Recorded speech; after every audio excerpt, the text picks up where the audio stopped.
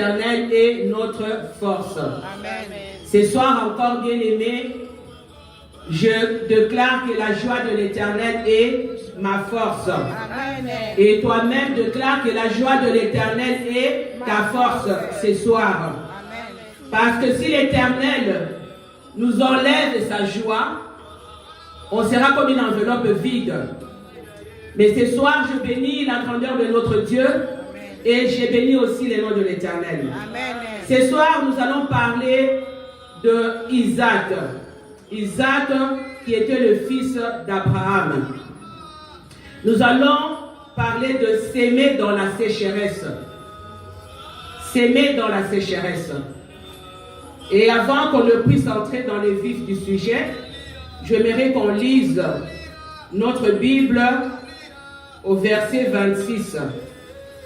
On va commencer d'abord avec le verset 1 jusqu'au verset 6. Amen, bien-aimés. Nous allons les lire au nom de notre Seigneur Jésus-Christ. Verset Genèse 26, versets 1 et 6. Qu'est-ce que la Bible nous dit ici? Il y eut une famine dans le pays, outre la première famine qui eut lieu du temps d'Abraham. Et Isaac alla vers Abimelech, roi de Philistins, à Guérar. L'Éternel lui apparut et dit: ne descends pas en Égypte, demeure dans le pays que je te dirai. Là, l'Éternel est en train de parler à Isaac. Lorsque la famine s'est déclarée à Guérar, il y a eu beaucoup qui voulaient se déplacer pour quitter Guérar pour aller en Égypte, là où il y avait la terre fertile. Mais l'Éternel a apparu à Isaac, a dit à Isaac: ne descends pas en Égypte, demeure dans le pays que je te dirai. Séjourne dans ces pays, si je serai avec toi, et je te bénirai, car je donnerai toutes choses, car je donnerai la vérité, et je tiendrai le serment que je fais à Abraham, ton père. Amen. Je multiplierai ta postérité comme les étoiles du ciel. Je donnerai à ta postérité toutes ses contrées. Là, le Seigneur est en train de parler à Isaac, le fils d'Abraham. La même promesse qu'il avait faite à Abraham, le Seigneur est en train de répéter cela à Isaac. Il dit: je multiplierai ta postérité comme les étoiles du ciel. Je donnerai à ta postérité toutes ses contrées. Et toutes les nations de la terre seront bénies en ta postérité. Amen, bien-aimé. Amen. C'est ce que l'Éternel avait dit aussi à Abraham, que toutes les nations seront bénies en lui. Parce qu'Abraham a obéi à ma voix et qu'il a observé mes ordres, mes commandements, mes statuts et mes lois. Et Isaac resta à Guérar. Isaac avait obéi à la voix de Dieu et il est resté là. Maintenant, qu'est-ce qu'on nous dit? On va continuer toujours dans le chapitre, donc Genèse 26, 12 et 13. Maintenant là, Isaac va s'aimer dans ces pays et il recueillit cette année les centuples car l'Éternel l'avait béni. N'est-ce pas? Cet homme devint riche et il alla s'enrichissant de plus en plus jusqu'à ce qu'il devint fort riche. Amen, bien-aimés. Nous bénissons la parole de Dieu. Amen. Ici, on voit, la Bible nous dit qu'après la mort d'Abraham, il y avait une famine à Guérar. Et Isaac voulait quitter la ville. Isaac voulait quitter Guérar pour aller en Égypte. Parce que le peuple qui était à Guérar voulait aussi. La plupart des peuples sont partis. Ils ont quitté Guérar, ils sont partis à l'Égypte. Pourquoi ils se sont dit à l'Égypte? C'est la terre qui est fertile. On va s'aimer là-bas et on va avoir de bonnes parties bien-aimées. Dieu lui a demandé de rester là. Il lui a dit: ne quitte pas. Même si la terre ici n'est pas bonne, mais reste là et demeure à Guérar, au milieu d'une situation difficile, où il devait s'aimer dans un sol qui était aride. Ces sols-là n'étaient pas fertiles. Imaginez-vous, nous sommes ici au Canada. Pendant l'hiver, les sols, on ne peut pas cultiver quoi que ce soit. Mais maintenant, Dieu te dit: tu es cultivateur, Dieu te demande de cultiver par exemple des arachides pendant l'hiver. Tu vas te dire: mais c'est quelque chose d'incompréhensible, comment je peux cultiver d'arachides ici, pendant l'hiver, il y a d'abord la neige, il y a d'abord le froid, et ça ne va pas pousser. Mais Isaac, lui, n'a même pas désobéi. Isaac ne s'est même pas posé des questions. Isaac a directement obéi aux recommandations de Dieu. Il a accepté et il est resté dans ce sol-là, dans cette terre-là où il n'y avait pas de vie et c'était aride. Isaac est resté là. Bien aimé. Isaac n'a pas regardé aux circonstances qui étaient tout autour de lui. Isaac n'a pas regardé au temps difficile que la ville l'a passé. Isaac, lui, il a regardé à Dieu. Il a tourné ses regards à Dieu. Et il a fait confiance à qui? À Dieu. Bien aimé, aujourd'hui c'est difficile. C'est difficile de voir les enfants de Dieu obéir et marcher dans l'obéissance, selon les recommandations de Dieu. Qu'est-ce qu'on fait aujourd'hui? Lorsqu'on arrive quelque part, on n'a pas de travail, on n'a pas de mariage, on n'a pas d'argent, on recherche maintenant le voie le plus facile. Qu'est-ce qu'on se dit? Ah, il faut que nous mourons en ganga. Ou moi je dois me prostituer pour nous caber, pour nous aboyer. Ça c'est la voie la plus facile, la plus rapide. Et quelqu'un me dira même, je parlais avec quelqu'un qui me disait, oh, Yanzambe fa ko umela. Yanzambe umela kate. Yanzambe umela kate, mes chers sœurs. Encore la patience. Tu dis, moi je vais passer au plan B. Et quand tu passes maintenant au plan B, ça signifie que tu écartes Dieu. Dieu s'écarte aussi de ton chemin. Parce que tu n'as pas fait confiance à Dieu. Amen, bien aimé. Amen. Alors, c'est mieux d'attendre en silence les secours de Dieu. Quand tu as un problème, quand tu passes par une tempête, c'est mieux parce que le temps de Dieu est toujours le meilleur. Parce que le temps de Dieu vient toujours avec de bénédictions. Hier, je lisais un pasteur qui était en train de prêcher. Ce pasteur-là parlait d'une histoire. Il a donné, c'était une histoire qui est vraie. L'histoire qui est vraie, il a parlé de cette histoire-là, il dit, dans une ville, je crois dans la ville où il est nigérian, il y avait une fille qui devait se marier. Et cette fille-là était fiancée à un militaire. Le militaire était caporal.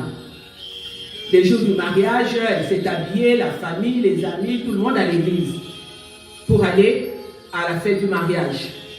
La fille arrive à l'église, tout le monde attendait, les fiancés ne se présentaient pas. Ils ont attendu, personne. Finalement, le monsieur n'est pas venu, donc il a fauché compagnie à la fille. Et la fille était tellement désemparée, la fille était tellement triste, elle a pleuré de toutes ses larmes devant le Seigneur.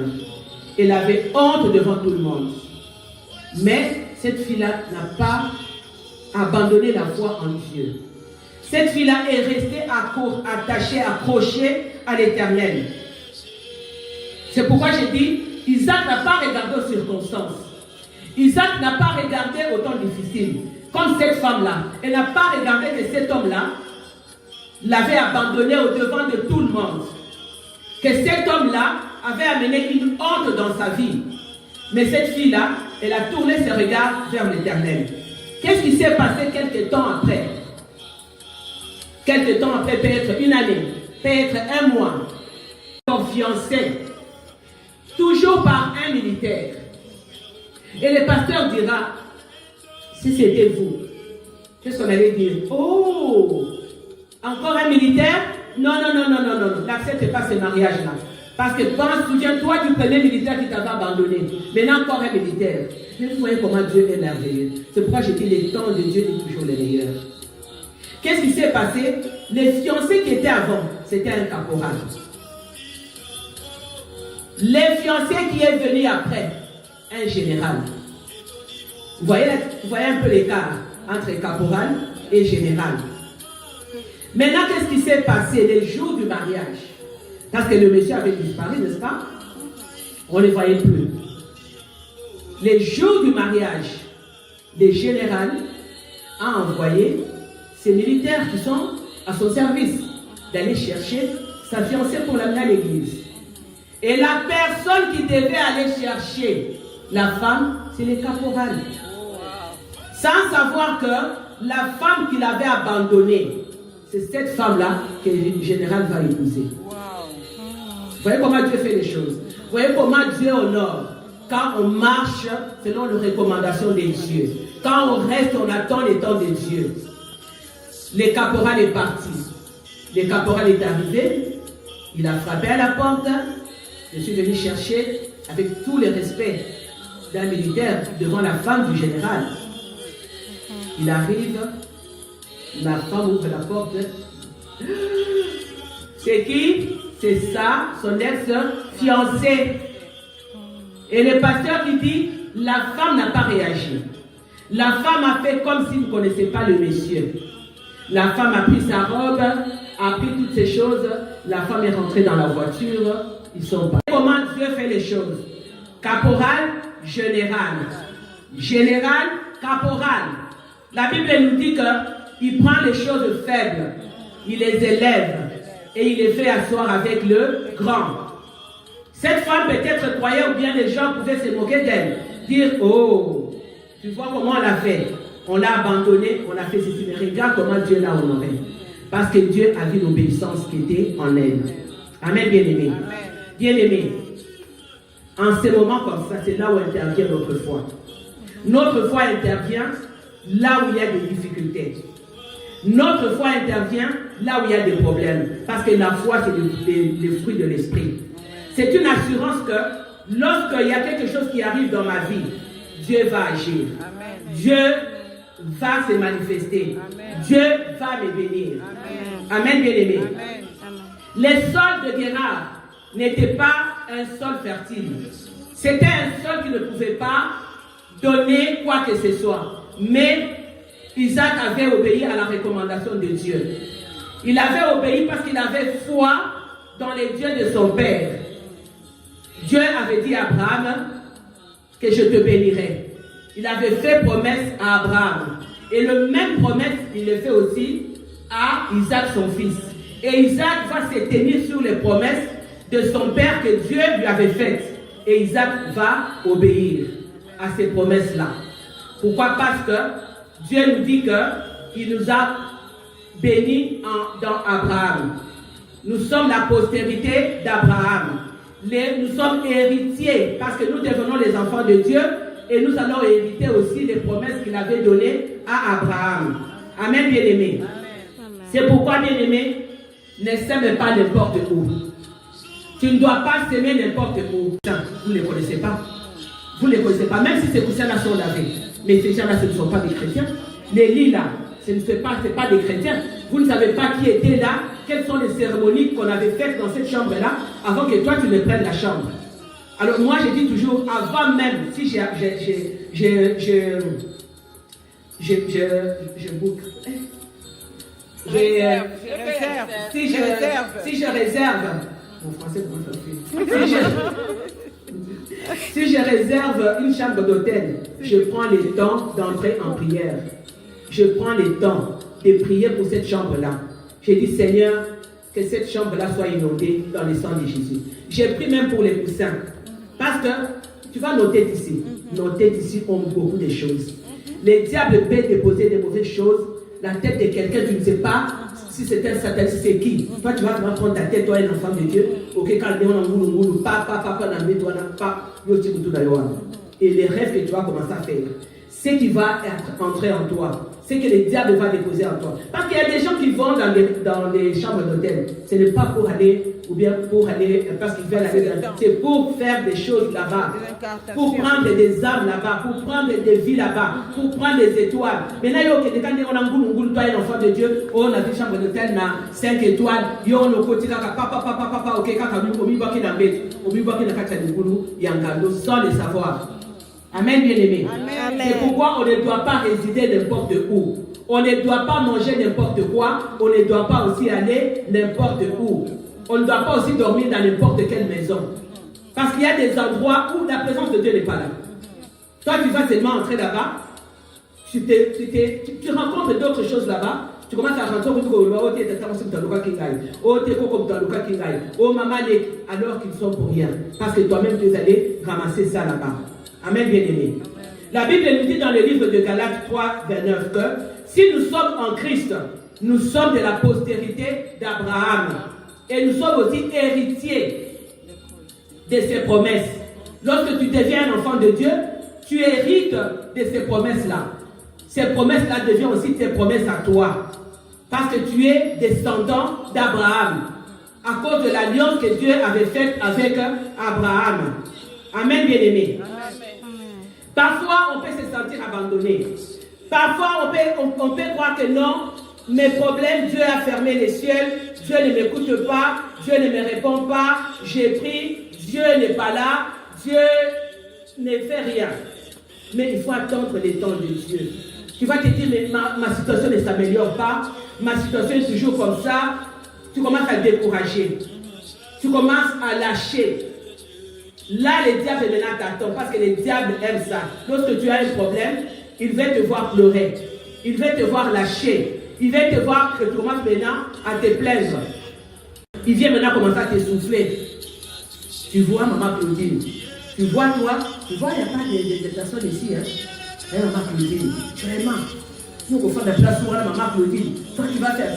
Maintenant, il commence à mettre des désarrois. Il commence à porter des choses négatives en toi. Tu commences à... C'est vrai, depuis que j'ai commencé à prier, depuis que j'ai fait ceci, il n'y a rien qui marche. Les ciels est fermé, mais les autres avancent, les autres achètent de maisons, les autres vont de l'avant. Mais moi, je suis toujours là. Mais Seigneur, fais quelque chose. Mais Isaac, qu'est-ce qu'il n'a pas fait? Isaac n'a pas douté. Isaac n'a pas croisé ses bras, bien aimé. Isaac, lorsque Dieu lui a dit de rester à Guérard, Isaac n'a pas croisé ses bras. Isaac n'a pas commencé à se plaindre. Non. Qu'est-ce qu'Isaac a fait? Il a commencé à travailler la terre. Isaac a commencé à labourer la terre. Il s'est dit peut-être que cette terre n'est pas bonne. C'est vrai qu'elle n'est pas bonne. Mais qu'est-ce que je dois faire? Quels sont les engrais que je dois amener ici pour que cette terre ici devienne fertile? Isaac a commencé à labourer la terre. Isaac a commencé à s'aimer, à planter. Il a travaillé cette terre-là. Il n'a pas croisé le bras. Il a investi son temps dans les champs. Bien-aimé, lorsque tu es dans un temps de détresse, lorsque tu es dans la saison de sécheresse, tu dois travailler ton sol. Tu dois travailler ton sol. Comment est-ce que tu vas travailler ton sol? Tu vas s'aimer dans la prière, ton temps dans la prière. Tu vas s'aimer ton temps dans la foi, dans l'obéissance, dans le jeûne. Tu dois s'aimer ton temps dans la détermination, dans l'adoration, dans la prière, dans la louange. Tu ne vas pas rester comme ça, tu dis, mon Dieu, j'ai des problèmes, je ne vais rien faire, je croise mes bras. Mais Isaac n'a pas croisé ses bras. Il a commencé à s'aimer, il a commencé à travailler la terre. Dans les temps de malheur, tu ne croises pas tes bras, tu te dis, moi je m'élève. Je m'élève, Seigneur, même si c'est difficile. Je m'élève pour te dire, Alléluia. Gloire et louange à toi, les très hauts. Je sais que c'est difficile, mais je vais traverser cette rivière. Je sais que je n'ai pas de mari, mais je sais que toi, tu vas susciter un mari. Parce que lui, il contrôle le nord, il contrôle le sud, l'est et l'ouest. Il est capable d'amener un homme à l'est. Il est capable d'enlever les barrières qui te séparent avec cet homme et de l'amener. Il est capable d'amener le travail que toi, tu n'as pas. Mais si seulement si tu sèmes ton temps dans la prière, dans le jeûne, dans la confiance et dans la foi. Et là, Dieu va agir dans ta vie, bien-aimée. C'est cela que nous devons faire, bien-aimés. Tu verras que lorsque tu vas travailler, lorsque Isaac a travaillé le même sol qui était aride, le même sol qui était sec, mais le même sol a donné des résultats différents. Amen. Les mêmes sols qui étaient arides, tout le monde a quitté, tout le monde était parti. Mais ils étaient étonnés d'apprendre que Isaac avait semé et a récolté 2 fois plus que ce qu'il avait avant. Amen, bien-aimé. Donc toi aussi, lorsque tu sèmes la graine de la foi. Tu prends cette graine, tu la mets dans le sol, dans la prière. Sois patient. Attends que la graine s'enfonce. Lorsque la graine va s'enfoncer, cette graine-là va faire quoi? Va germer. Va faire sortir une plante. Mais si tu n'es pas patient, qu'est-ce qui va se passer? Ok, l'auteur dit, ah, mais la graine, depuis que j'avais planté la graine, mais la graine ne pousse pas. La graine, et puis après tu prends, tu déterres la graine. Et puis la graine va mourir. Pourquoi? Parce que tu n'as pas eu la foi, tu n'as pas eu la patience. Bien aimé, cette graine de la foi que tu sèmes dans ton temps de prière va aller en profondeur et va aller chercher Dieu. va aller chercher le résultat auprès de Dieu et il va t'amener ça. Cette graine-là que tu as sémée va faire sortir des racines. Ce sont ces racines-là maintenant qui vont pousser, qui vont s'enfoncer et devenir puissantes et devenir fortes pour soutenir la plante. N'est-ce pas? C'est cette foi que tu sèmes dans la prière, dans la confiance avec Dieu. Ça va devenir puissante et forte pour te soutenir, pour amener des résultats, pour amener des bénédictions. Amen, bien-aimé. C'est la même chose avec tes afflictions. La même chose avec tes cris que tu fais monter au-devant de Dieu. Tes requêtes, tes prières, tes pleurs. Ce sont des semences que tu amènes dans la présence de Dieu. Tes larmes, ce sont des semences que tu amènes dans la présence de Dieu. Amen. Mais il faut que ce soit des larmes de joie. Amen. Et non d'amertume. Parce que Dieu répond à un cœur en joie. Pas un cœur qui est plein d'amertume. Amen, bien-aimé. Rassure-toi, bien-aimé. Comme David qui disait durant les temps difficiles, dans les livres de Psaume 143, David disait ceci: enseigne-moi, Seigneur, à faire ta volonté. Amen. Car tu es mon Dieu. Amen. Que ton esprit me conduit sur la voie droite. Parce que la plupart des gens, lorsqu'ils sont dans des moments difficiles, je peux donner l'exemple, par exemple, des femmes, des filles. Un moment difficile, la personne, qu'est-ce qu'elle fait? La personne déraille dans la prostitution. La personne va chercher quelqu'un pour lui donner de l'argent. La personne va chercher quelqu'un pour payer son loyer, lui acheter n'importe quoi. Mais Abraham, bien-aimé, comme Isaac, ils avaient obéi à Dieu. Aujourd'hui, nous entrons dans des relations sans le consentement de Dieu. Nous entrons dans le mariage sans le consentement de Dieu. Nous ne demandons même pas à Dieu. Est-ce que je dois aller ou je ne dois pas aller? Nous entrons dans des relations, dans le mariage. Nous allons dans des endroits sans le consentement de Dieu. On ne demande pas à Dieu. Et nous sortons même de ces endroits-là, de ces mariages, de ces relations, de ces amitiés, sans demander à Dieu. Est-ce que vous voyez un peu? Donc nous marchons selon nous. On ne marche pas selon Dieu. Et c'est comme ça que lorsque nous allons dans des situations comme ça, nous nous rencontrons avec des difficultés. Et puis on commence à dire Dieu, Dieu, Dieu. Alors que Dieu, tu ne l'avais pas consulté. Tu dois d'abord consulter Dieu. Lorsque tu consultes Dieu, Dieu va te dire, ah Claudine, ne pars pas là-bas. Si tu pars là-bas, regarde, il y a un accident qui va arriver. Si tu vas dans cette maison-là, peut-être cette maison-là, la toiture n'est pas bonne. L'incendie B s'est déclenché là-bas. Mais nous, on ne fait pas ça. Si je vais être ami à Yvonne, je dis, ben, je vais être ami, c'est moi qui décide. Si je ne vais pas être ami avec Claudine, c'est moi qui décide. Vous comprenez un peu? Donc on ne demande pas à Dieu. On doit demander à Dieu. Est-ce que, même si c'est une ville riche, même si c'est un ami qui a de l'argent, je ne sais pas quoi, mais demande d'abord à Dieu. Est-ce que Seigneur, Saint-Esprit de Dieu, vous voulez vraiment que je sois ami à cette personne-là? Est-ce que vous voulez vraiment que j'aille dans cette ville-là? Est-ce que ce mariage sera bénéfique pour moi? On n'accepte pas une femme ou un homme à cause de sa beauté ou de sa richesse, mais à cause de ce que le Saint-Esprit de Dieu, la richesse que le Saint-Esprit de Dieu a placée en lui. C'est ça le plus important. Mais nous, on fait toujours le contraire. Bien aimé. La garantie est avec Dieu. La garantie n'est pas avec le monde. Amen. La garantie n'est pas avec ce que nous on décide. Mais la garantie est avec Dieu. Ce soir, bien aimé, pose-toi cette question. Les sols sur lesquels tu es.